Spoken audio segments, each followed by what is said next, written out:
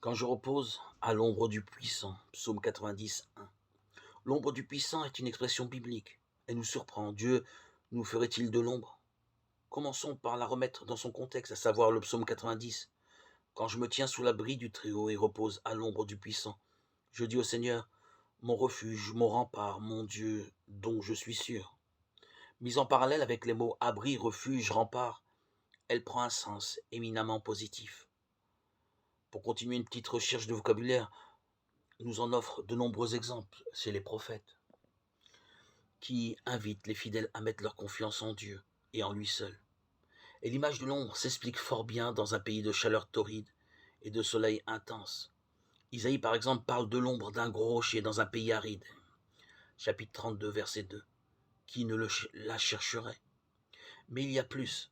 Dans un contexte de tentation sans cesse renaissante d'idolâtrie, ce repos à l'ombre du puissant ne signifie pas relâchement, tout au contraire, c'est un vigoureux effort de volonté, le choix résolu de ne chercher qu'en Dieu les secours nécessaires. C'était l'attitude d'Israël, le peuple élu, au bout d'un long chemin spirituel. Je ne poursuis ni grand dessein, ni merveille qui me dépasse. Psaume 131. Ce fut l'attitude de Jésus tout au long de sa vie terrestre, comme le montre le récit des tentations au désert. Luc chapitre 4.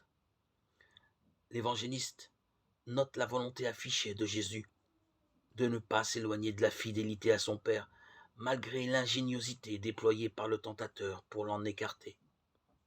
Retenons donc la leçon. Pour résister au mirage du pouvoir, du succès, pour rester fidèle à notre vocation, il faut se tenir résolument à l'ombre du puissant.